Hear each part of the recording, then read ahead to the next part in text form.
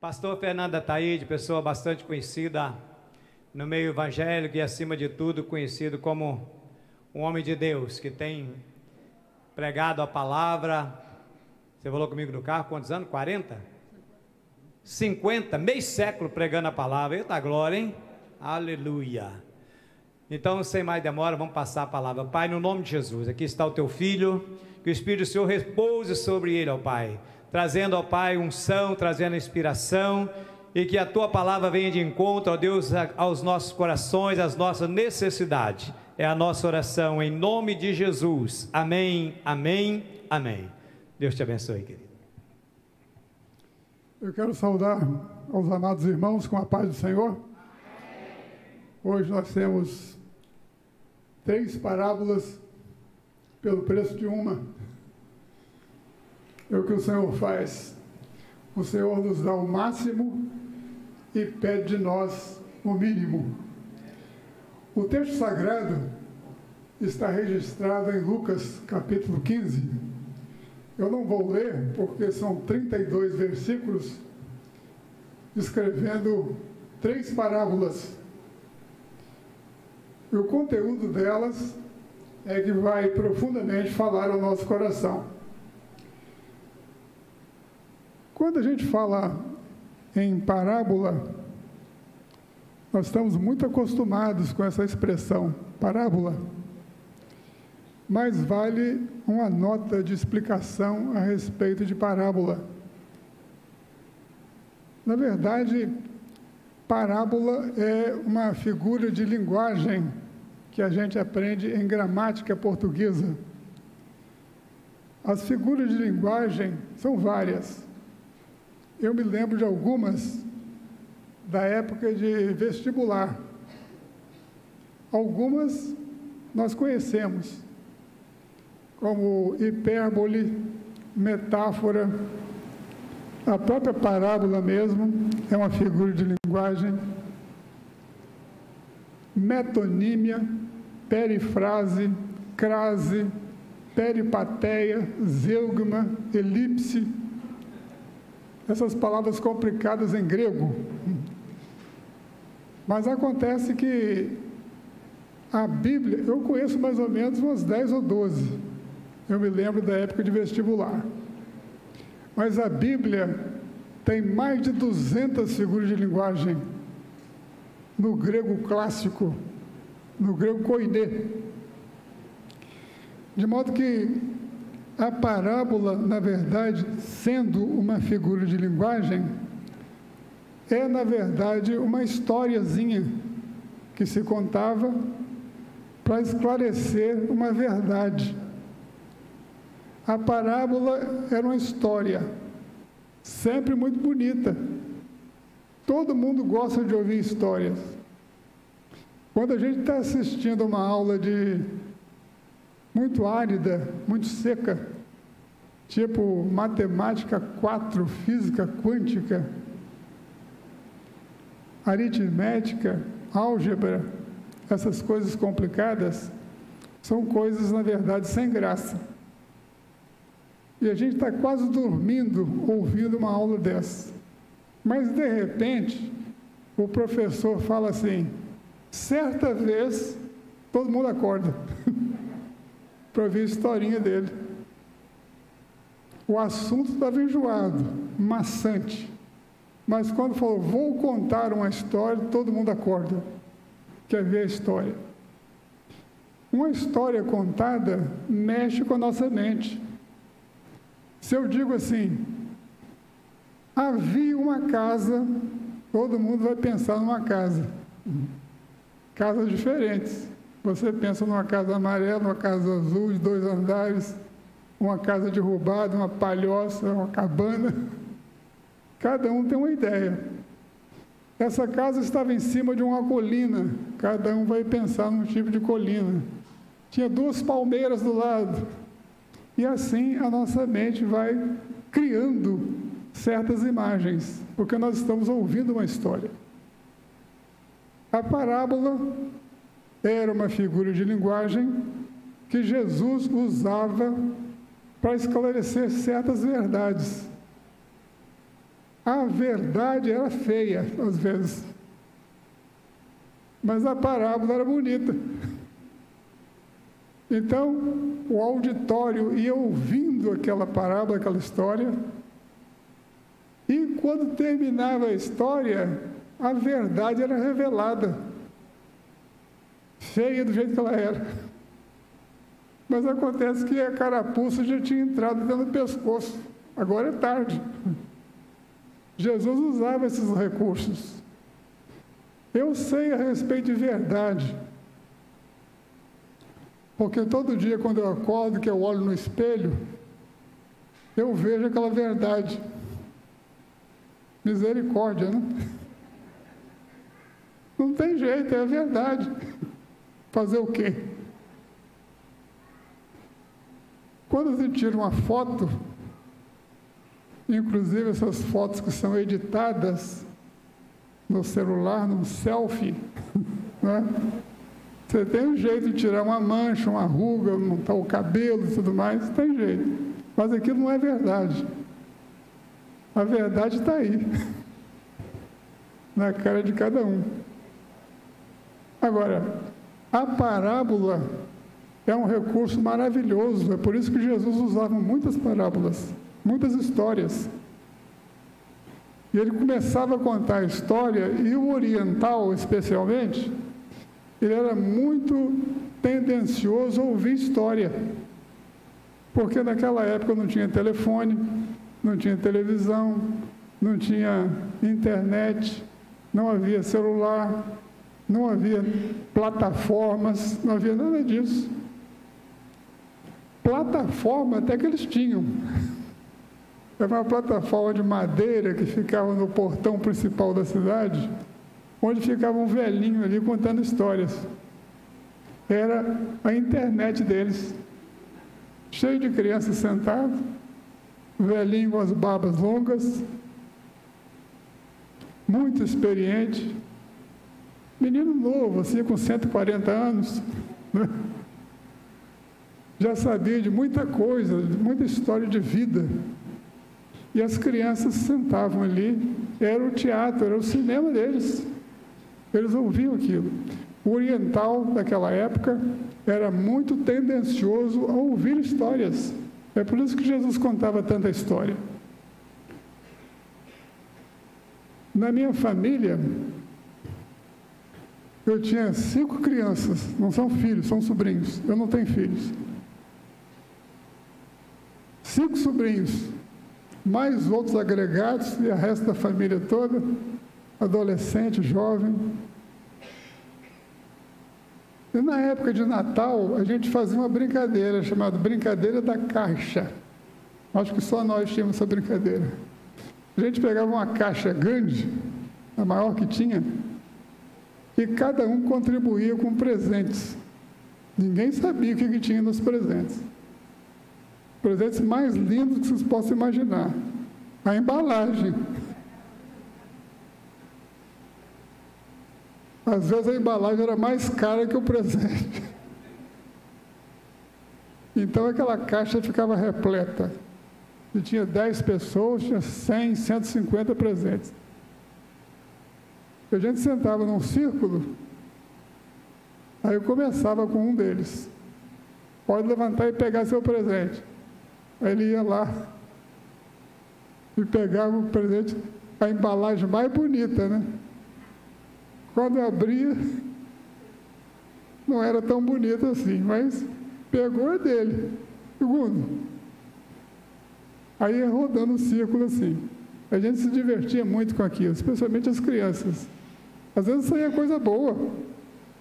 E quando saía coisa boa que o outro interessava, ele podia ir lá e tomar. Era muito divertido. Mas só para ilustrar o que é a parábola. A parábola, na verdade, é o papel de presente. E a verdade é o presente. Então, Jesus usava esse recurso. Jesus foi o maior contador de histórias do Oriente Médio. Quando ele abria a boca para falar, contar uma história, todo mundo prestava atenção. porque ia sair coisa boa dali. As parábolas, elas eram sempre ditas diante de uma provocação. Jesus contava parábolas justamente para responder a uma questão que os religiosos faziam para ele, especialmente. O tipo de gente mais complicada que Jesus encontrou no ministério dele foram os religiosos.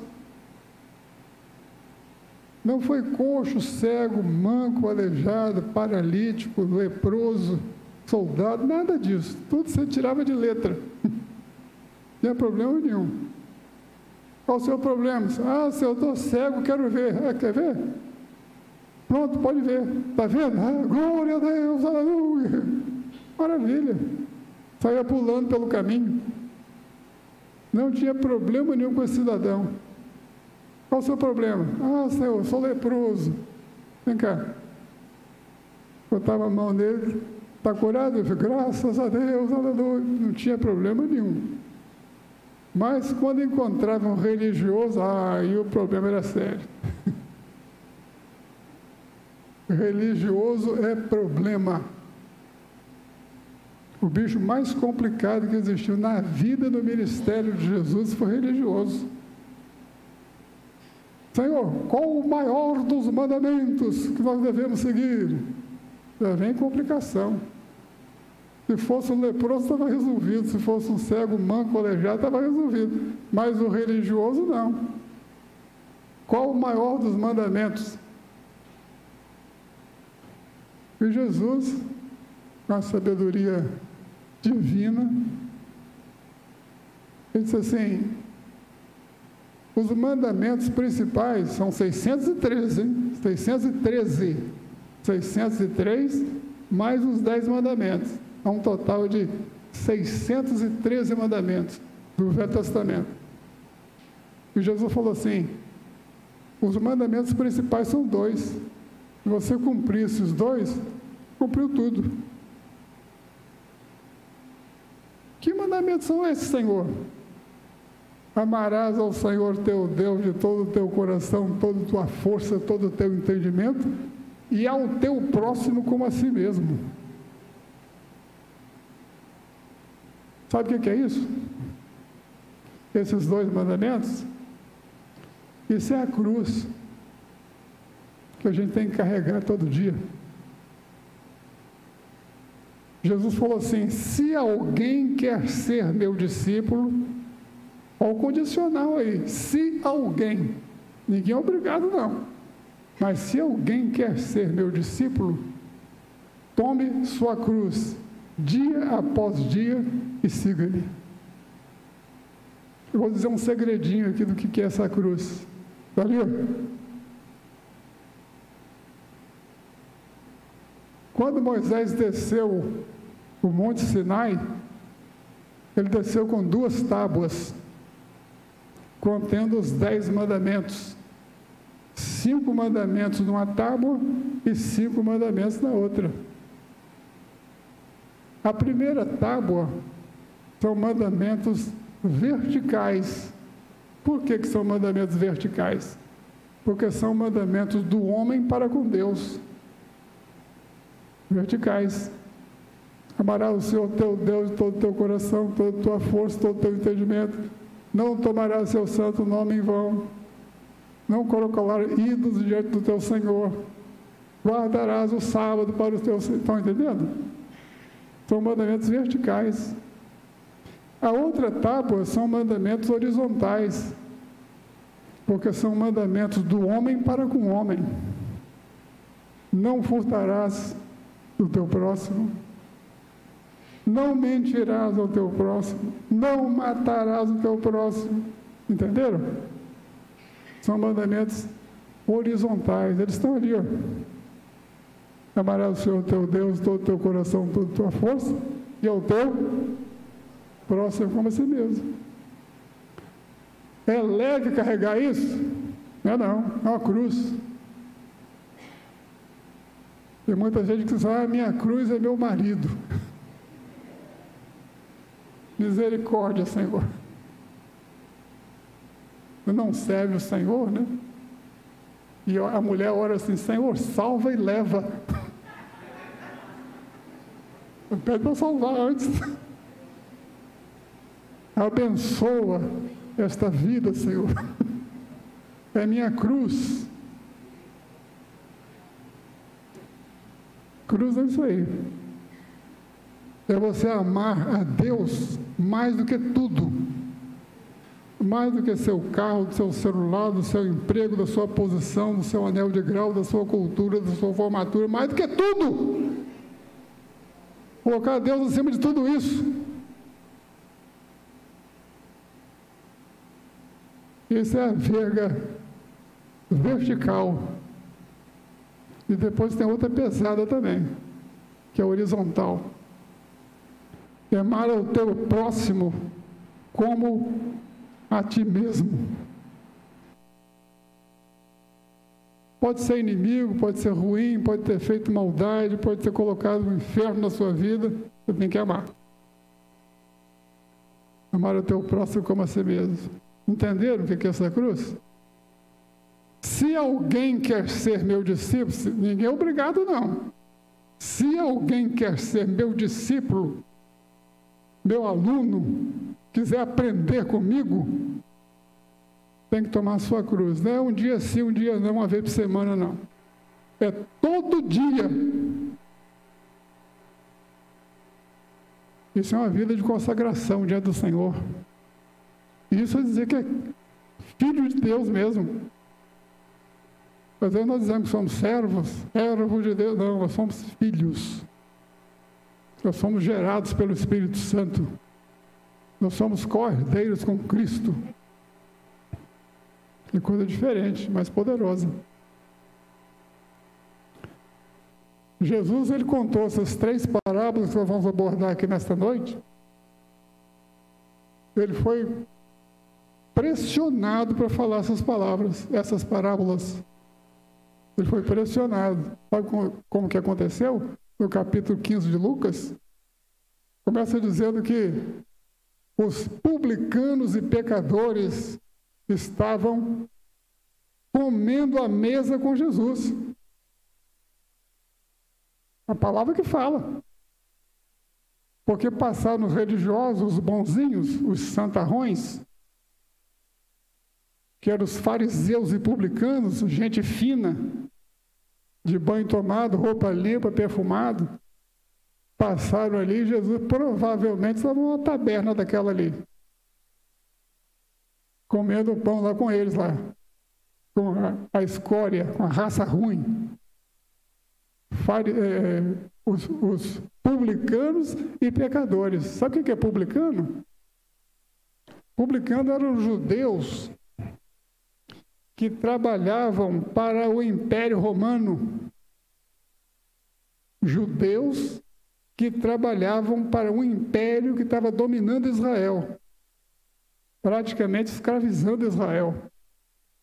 Eles encontraram um judeu para trabalhar contra os judeus, a favor dos romanos. Isso era o publicano. O publicano era isso, gente fina. Traidor da pátria. Como aqui no Brasil nós temos muitos também. Era um publicano, odiado pelos judeus, porque era traidor. E os pecadores, não precisa nem dizer que tipo de gente que era. Gente que bebia, blasfemava, brigava, matava, açoitava. Gente desse tipo. Acreditem ou não, Jesus estava lá na mesa sentando com eles, comendo com eles. Para o povo oriental, você encontrar uma pessoa e conversar com ele na rua é uma coisa. Agora, se assentar numa mesa e comer com ele é outra coisa totalmente diferente. Isso é um absurdo. Quando você participar de uma alimentação, de uma refeição com outra pessoa, você está dividindo a sua própria vida com eles. Não foi simples encontro na rua, não. Nem um bate-papo assim, de cumprimentar e bater, trocar 3 ou 4 palavras. era sentar numa mesa e comer a mesma refeição, meter a mão no prato do outro. É o que Jesus estava fazendo. Mas eles passaram, esses religiosos, está aí o problema, religioso é problema para Jesus e continua sendo até hoje. O maior problema que Jesus tem hoje é religioso. Não é o drogado, o violento, o assassino, não, isso aí ele dá jeito, fácil. Ele não curou o endemoniado gadareno? Ele atravessou de Tiberíades para Cafarnaum, naquela travessia lá, entrou em Gadara, encontrou um homem lá, totalmente endemoniado. O homem morava no cemitério, ele comia carne de cadáver, um possesso. Esse homem, quando viu Jesus, ele se perfilou, gritou lá do canto, lá, o que vieste fazer aqui, perturbar a minha vida? Jesus não teve conversa com ele, não. Só chegou para ele e falou assim, cala-te, sai dele. Na mesma hora, aqueles demônios saíram, entraram na manada de porcos, se precipitaram no mar e morreram por lá. E o homem estava ali, aos pés do Senhor, servindo a Deus. Totalmente transformado. E esse não tinha problema, não. É endemoniado, invade túmulo, come carne de cadáver, mora no meio, acorrentado lá no meio dos defuntos, não tem problema, é fácil resolver. Agora, o religioso, não. O religioso é complicado. Só traz pergunta complicada. Acontece que Jesus é mestre dos mestres. Não tem pergunta difícil para ele, não. Uma vez perguntaram, Senhor, os religiosos, hein? É lícito pagar imposto ao César? Perguntinha, né? Uma sinuca de bico isso aí. Porque se ele falasse que é lícito pagar imposto a César, ele é contra Israel. E se falasse que não era, ele era contra Roma. De qualquer jeito, ele estaria em aperto. Mas o mestre dos mestres estava presente. Chegou e disse assim, vocês têm uma moeda do tributo aí, uma dracma? Pense, senhor, me empresta aí, eu vou devolver. Me empresta essa moeda aí. De quem é essa cara aqui? De César. Então dá a César o que é de César e a Deus o que é de Deus. Eles amarelaram na hora, foram saindo de fininho, o celular tocou, sai daqui, estou contigo, não abro, vamos nessa. Não ficou um.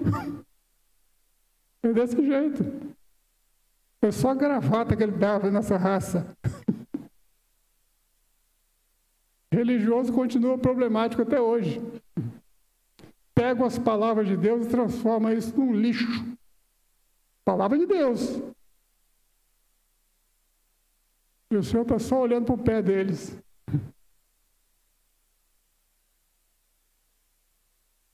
Jesus contou essas 3 parábolas por quê? Porque os religiosos bonzinhos, limpinhos e perfumados passaram ali e criticaram Jesus, como diz, esse aí que se diz que é Messias, está sentado e comendo aí com publicanos e pecadores. Como é que pode? Jesus se arrumou lá e falou assim, olha, eu vou contar uma historinha para vocês. Aliás, 3. Todo mundo prestou atenção. Acabou a aula de matemática e começou a aula de história. Fez assim, certo homem tinha 100 ovelhas. E ali está escrito Departamento de Perdidos e Achados, porque o capítulo 15 de Lucas fala a respeito de 3 coisas que foram perdidas e foram achadas. Por isso que eu apelidei ele de Departamento de Achados Perdidos da Bíblia. Então, a primeira coisa que foi perdida, na verdade, foi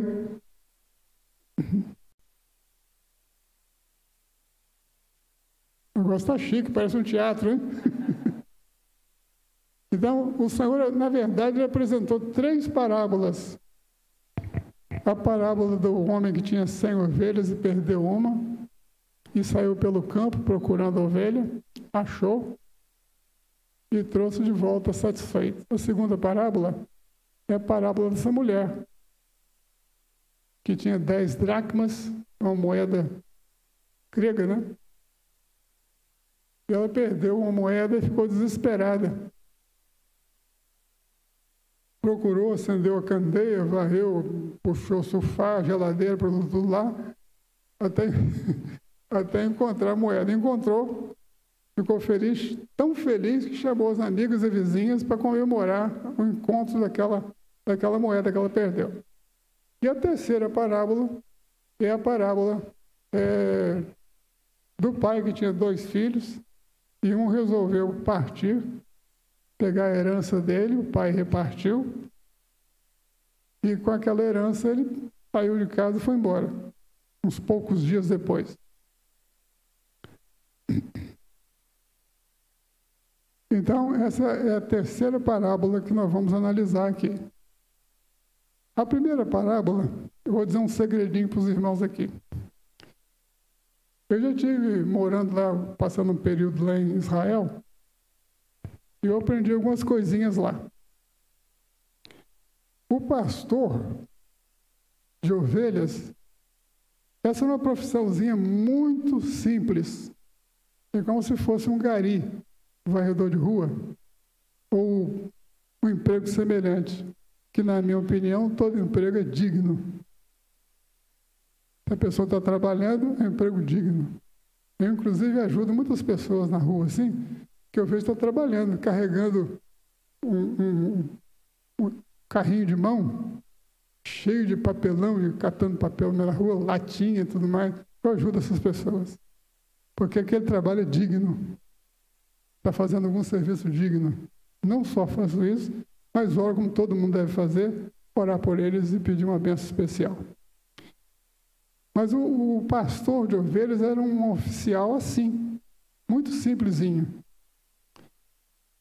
Observe que Jesus estava falando uma coisa ali para aqueles religiosos, mas dando um bico na canela deles. Porque o Senhor, Ele é mestre dos mestres, gente. Quando Ele encontrava religioso, o sangue subia. Eu imagino. Porque Ele falou assim, certo homem tinha 100 ovelhas, perdendo uma, saiu ao encalço daquela ovelha, procurando por tudo quanto é canto, em canto de mata, de floresta, de pedra e tudo mais, encontrou a ovelha e trouxe de volta feliz. Isso parece uma historiazinha simples para a gente. Nós somos ocidentais, a gente não entende certas coisas que aconteciam lá no Oriente. Nenhum pastor, profissional pastor, tinha 100 ovelhas. Nenhum. Sabe por quê? Porque a ovelha é muito cara. Um pastor que pastoreia, ele ter 100 ovelhas, é impossível. Essas ovelhas, normalmente, tinham um dono. Nem sabia onde é que elas estavam. Ele pagava um pastor para tomar conta. O pastor era um assalariado, ganhava um dinheirinho pouquinho, mas ele cuidava das ovelhas. O que Jesus estava querendo dizer é que eles, religiosos, eles eram proprietários daqueles publicanos e pecadores ali. Eles eram responsáveis por eles. Eles é que deviam estar comendo com eles ali, ensinando o caminho do bem. Mas eles não são pastores. Eles são donos do rebanho só. Porque quem tinha 100 ovelhas estava montado numa grana. Estava lá num palácio. Ele só ia colher o lucro da lã que aquelas ovelhas produziam e outros fins atrás. Eles não eram pastores. Então, Jesus falou um negócio com propósito, só para chamar a atenção deles. Certo homem tinha 100 ovelhas, tudo bem. Perdendo uma, saiu. Esse homem, dono de 100 ovelhas, saiu para procurar uma ovelha? É ruim, hein? Isso é coisa de pastorzinho, vou tomar conta. Ele que vai ralar a canela lá nas pedras, lá subir em monte, descer em árvore, em abismo, vai procurar, isso é serviço seu, você está ganhando aí R$500 por mês, vai se virar lá. Eu quero que você dê conta da ovelha. O dono do rebanho fala isso. Um pastor, para ter ovelhas, mesmo, ele tinha assim, 8, 10 ovelhas no máximo. 100 não, 100 não era dele. Ele não era dono daquelas ovelhas. Então, o que Jesus estava querendo dizer é o seguinte: vocês são donos desses publicanos e pecadores aqui. Vocês deviam estar aqui na mesa, comendo com eles, ensinando o caminho do bem. Mas quem está aqui fazendo isso sou eu, porque eu sou o bom pastor, eu dou a vida pelas minhas ovelhas. Vocês estão entendendo? Certo? O homem tinha 100 ovelhas. Foi o futucão que ele deu neles. Perdendo uma, saiu ao encalço dessa ovelha perdida. O quadro era esse. Esse homem aí era um homem pobrezinho. Ele está aqui nessa imagem aqui, ó, ao rebanho aqui espalhado. Se ele fosse dono dessas ovelhas aqui, ele era milionário. Deixava de ser pastor na hora. Vai colocar o dinheiro no application.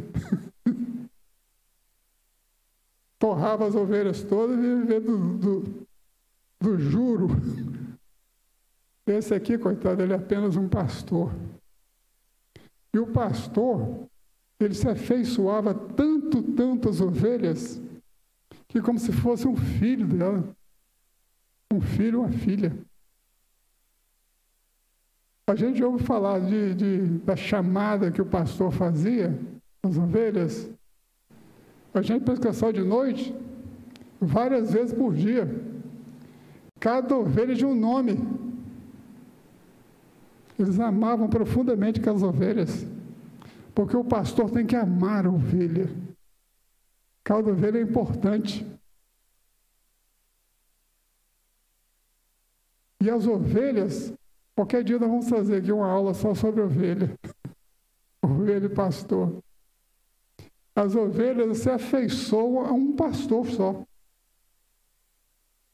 E muitas vezes tem um pastor e auxiliar, mas é só aqueles dois. Não bota outro, não dá resultado. Uma vez eu estava em outro país, não me lembro nem onde.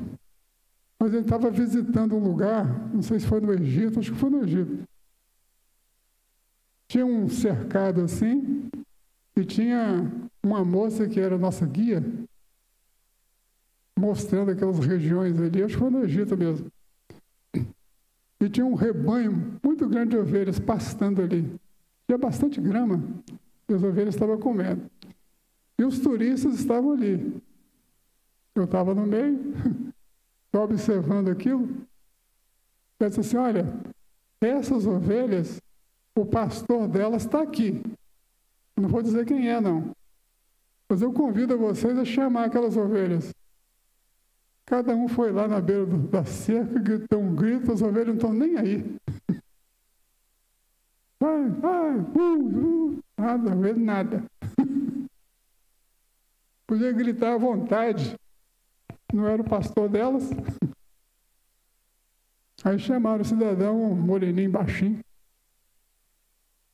Esse é o pastor, ela falou.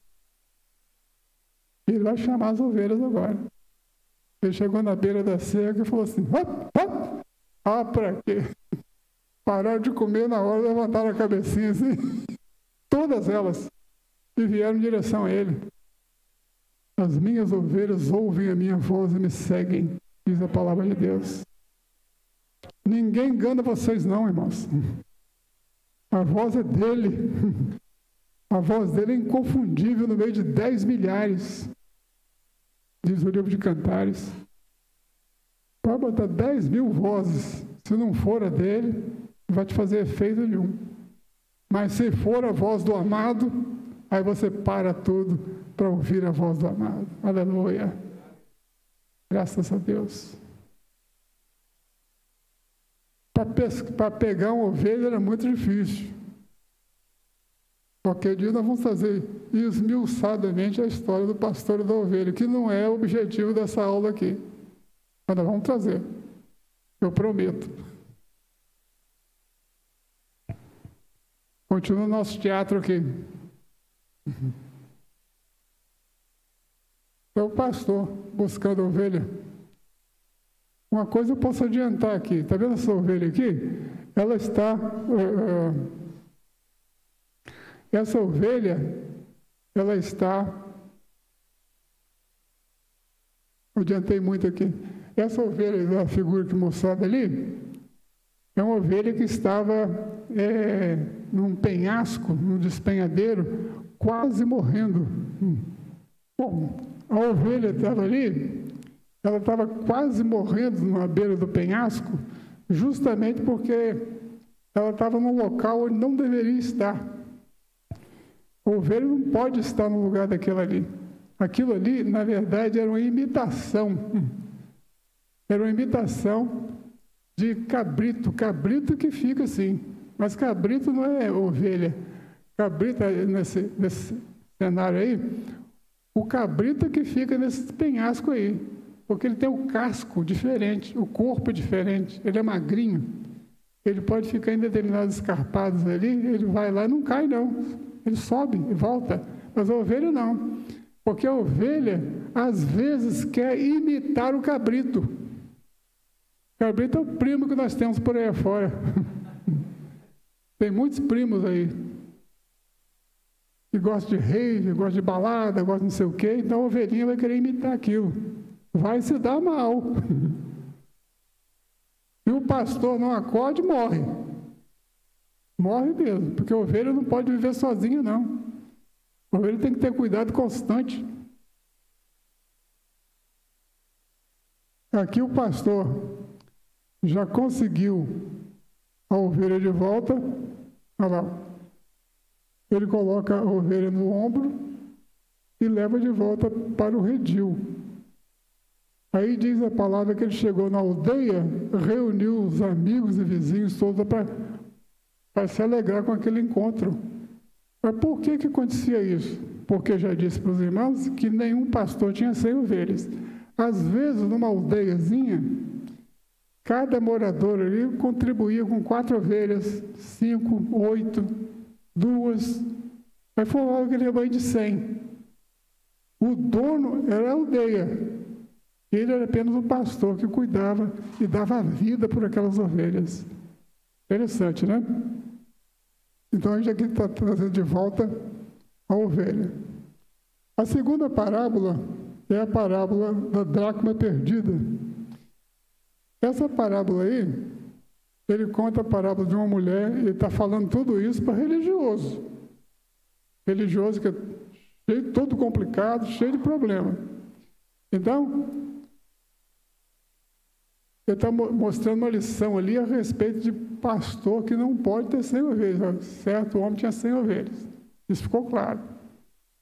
A segunda parábola é uma parábola que também ninguém contava. Ninguém contava a parábola com mulher. Porque a mulher é tratada como lixo.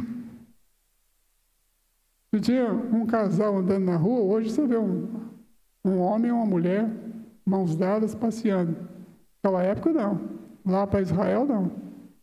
No Oriente Médio era o marido na frente, a esposa atrás, e por trás viu os filhos. Era assim. É lugar para sentar para o homem.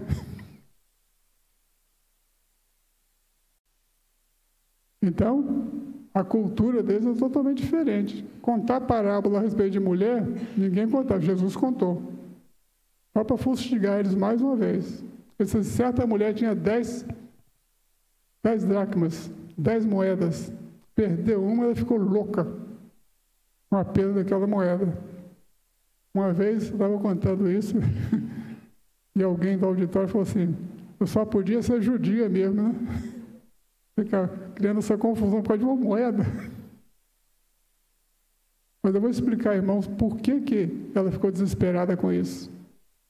Essa moeda, o valor financeiro dela era muito pequeno. Era 16 ou 15, 16 centavos de dólar. Então, era um dinheirinho pequeno, nem chegava a R$1. Acontece que essa moeda é essa que está mostrada aí nesse slide. As moças, antigamente, quando ficavam noivas, elas não usavam aliança nos dedos, como nós usamos. Hoje em dia, nem sei se usa mais. Na minha época, usava. Ficou noiva, botava um anel no dedo anular da mão direita. E depois, quando casava, trocava de mão. É o nosso costume. Em Israel, não se usava esse negócio de aliança. As mulheres usavam burca, como todas as irmãs estão usando burca aqui, né? Então, a conversa dos rapazes a respeito das mulheres, você viu os olhos dela? Eu via isso mesmo. Na época ela tem 14 cílios no olho esquerdo, sobrancelha linda. Não tinha mais nada para ver, foi tudo coberto. Mas quando o rapaz ficava noivo da uma moça, ele dava um presente, um dote a ela. É como se fosse uma aliança, só que essa correntinha aí, era uma correntinha que é usada na testa. Eram 10 moedas que eram usadas na testa, assim. Então, você é toda vaidosa, que todo mundo via a testa, né? Toda vaidosa, essa aí já garfou um. Essa está noiva. Foi essa moedinha que a mulher perdeu. Ela não ia andar com aquela correntinha banguela no meio da rua. Tinha que achar. Mas isso aí tem, por outro lado, uma lição muito importante para nós. Porque a mulher, no caso aqui, nem é o nosso assunto aqui, mas essa mulher, ela representa a igreja. A igreja, ela tem 9 dons espirituais, não é isso? E a 10ª, qual que é? A 10º dom também, chamado dom inefável, que a palavra fala. O dom inefável é salvação. Se alguém está na igreja e perdeu o dom inefável, as outras moedas não valem mais nada. Uma pessoa que perdeu a salvação vai ter dom espiritual para quê? Não tem mais. Essa é a moeda principal de todas. E foi essa que a mulher perdeu. Ela procurou tudo, que não era uma moedinha simples de 15 centavos de dólar. Era, na verdade, uma joia que o noivo deu para ela. Ela recuperou essa joia e encontrou a salvação perdida. Depois de se juntar amigos e vizinhos para festejar com ela esse encontro. Maravilha, não é?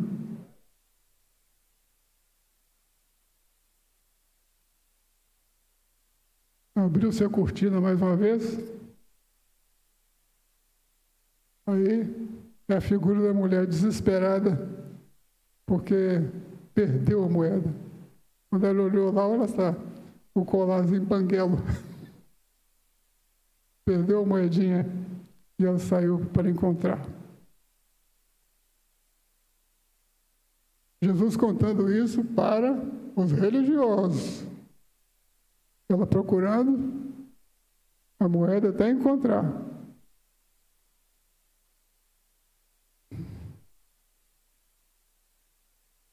Finalmente encontrou a moeda perdida, está com o colar completo agora.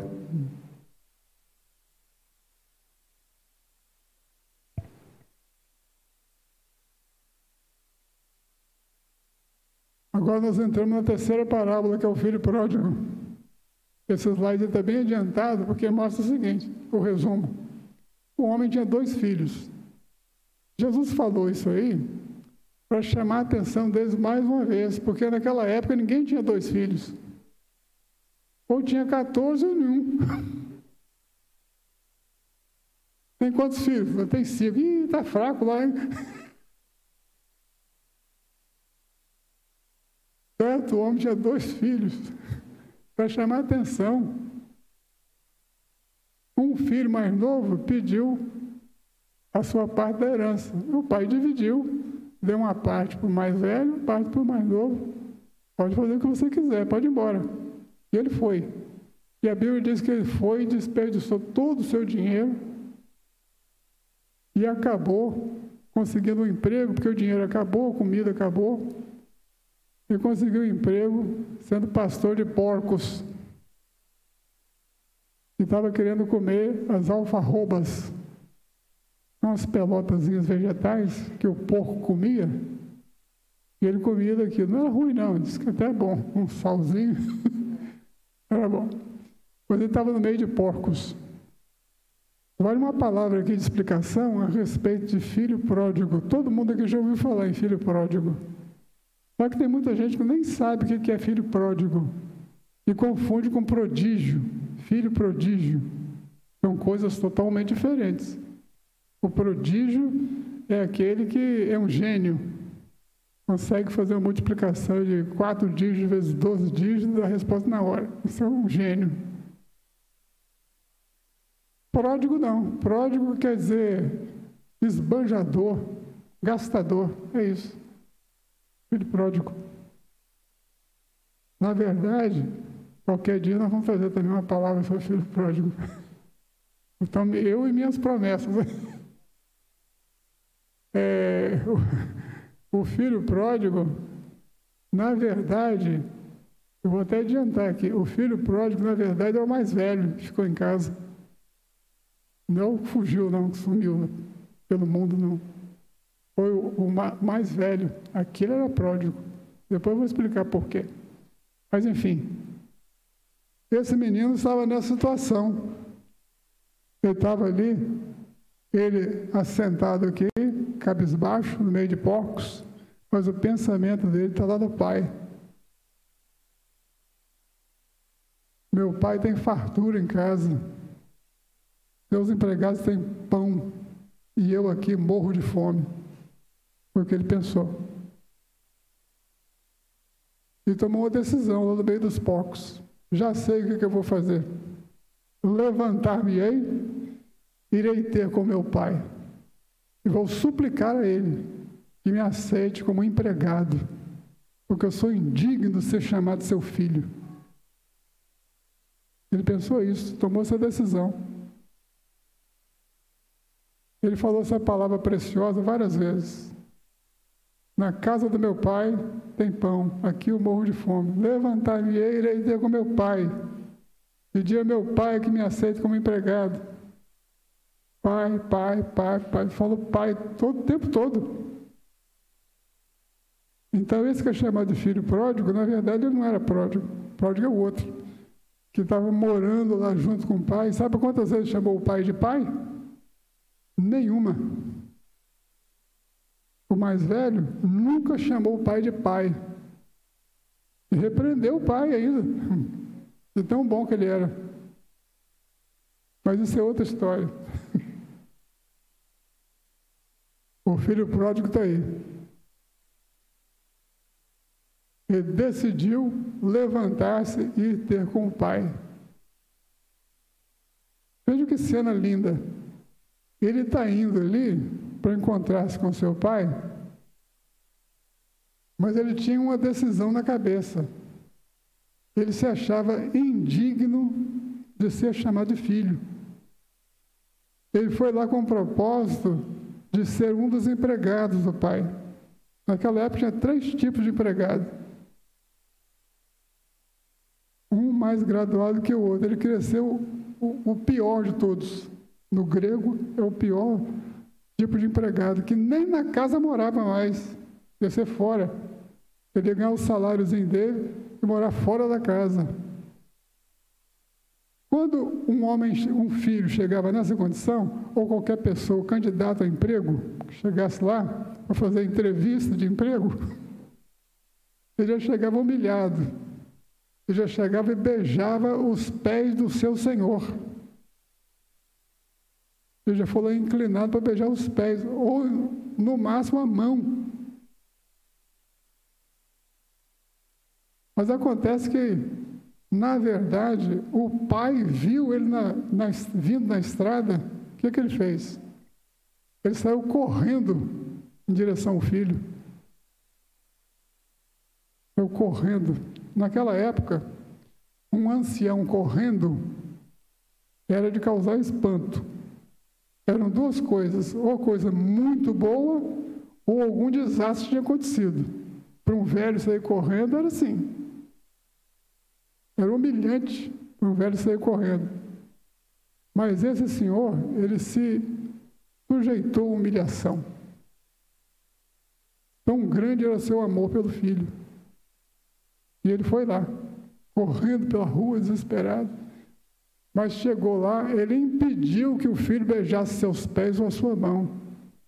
Ele deu um abraço no filho. Ele abraçou o filho, recebendo ele com todas as honras. Esse é o abraço. Ele impediu que beijasse seus pés ou a sua mão. Ele não era empregado, não, ele era filho. Era o filho que voltou, o filho perdido que foi encontrado. Mas que coisa interessante. Nós estamos contando 3 parábolas aqui, mas na verdade, o Senhor queria contar 4 parábolas. Talvez a parábola mais importante que ele não disse e que, na verdade, subconscientemente ele disse. O pastor tinha 100 ovelhas, perdeu uma, perdeu quantos? Quantos por cento? Olha os agiotas aí, vamos lá. O agiota gritou, você. A mulher tinha 10 dracmas, perdeu uma, perdeu? Quantos? Não. 1% não. 10%. E outra história, um pai tinha 2 filhos, perdeu um, perdeu? 50%. A Jó está animado. 50%. Então vejam o que está acontecendo aqui, uma progressão aritmética ou geométrica que for. A progressão aritmética, por exemplo, a razão 2, 2, 4, 6, 8, 10, a próxima é o quê? 12. Não precisa nem dizer. Já está formado na cabeça de vocês. Porque é uma progressão que está acontecendo. Se fosse progressão de razão 3, seria 3, 6, 9, 12 e 15. Então, o que Jesus queria falar, o propósito dele não era essa parábola aqui. Não era nenhuma das 3. Era a 4ª parábola que ele não falou. Porque foi numa progressão. A 4ª parábola, sabe o que é? É você. Porque Deus só tinha você. Ele só tem você. Não tem outro igual a você no planeta Terra. Só tem você mesmo. Se ele te perder, perdeu. Ele não te perde uma orelha, um calcanhar, um nariz, um dedão do pé, não. Ele perde você todo. Quando nós nascemos, nós pertencemos a Deus. Nós somos inocentes. Até certa idade, nós somos a fase da inocência. E tem um momento que você perde a sua inocência e passa a consciência. Quando é que é essa idade? Não sei, só Deus que sabe. Ele sabe o mês, a semana, o dia, a hora, o minuto, o segundo que você deixa de ser inocente e passa a ser consciente. Ele sabe. Quando você passa a ser consciente que você abandona o Senhor, foi um filho que ele perdeu. Porque só tem você. Ninguém te substitui. Ninguém tem a impressão digital igual a sua. Pode ter CPF, identidade, RG, pode. Impressão digital é única. Ah, mas eu tenho um irmão unigênito. O irmão da mesma natureza minha.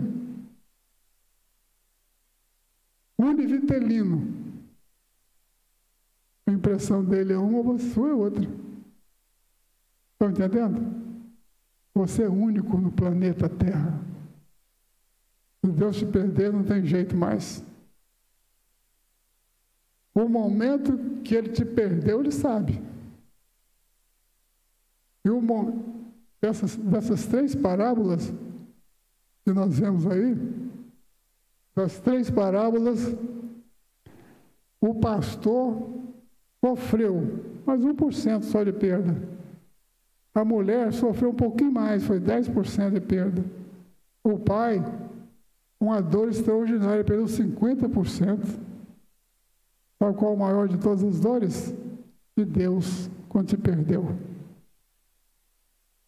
Mas essas 3 histórias, o pastor ficou alegre com a recuperação, a mulher ficou alegre também, um pouquinho mais, o pai ficou numa alegria extraordinária, porque recuperou o filho perdido. E a maior de todas as alegrias é quando você volta para o Senhor. É o preço incomparável. Os céus vão proclamar a glória de Deus, a alegria de Deus. Nos céus da terra vão se multiplicando as maravilhas de Deus. Mas o seu amor aos homens perdidos das maravilhas é sempre maior. Pode ser que hoje, nesta noite, Deus esteja recuperando e você esteja dando a maior de todas as alegrias para Deus. Finalizando, todo milagre que acontece para nós é milagre para nós, para Deus não. Milagre para Deus é outra coisa. Existe? Existe. O que é milagre para Deus? Aquilo que Ele não pode fazer. Tem coisa que Deus não pode fazer? Tem. Arrombar seu coração, Ele não pode. Ele pode tocar de leve, como está tocando nesta noite no seu coração. Eis que estou à porta aí. Se alguém, ao condicional, hein? Se alguém abrir a porta, entrarei na sua casa, cearei com ele e ele comigo. Cear comigo é uma coisa. E cear com Deus vai ser na eternidade. Começa aqui. A vida eterna começa aqui. Dê ao Senhor esse milagre, porque só você pode fazer isso. O diabo, ele arromba as portas dos corações, arromba, entra e faz absurdos. Deus não. Jesus é o bom pastor que bate de leve a porta do seu coração. O toque da batida de Jesus é essa palavra que está sendo dada para você.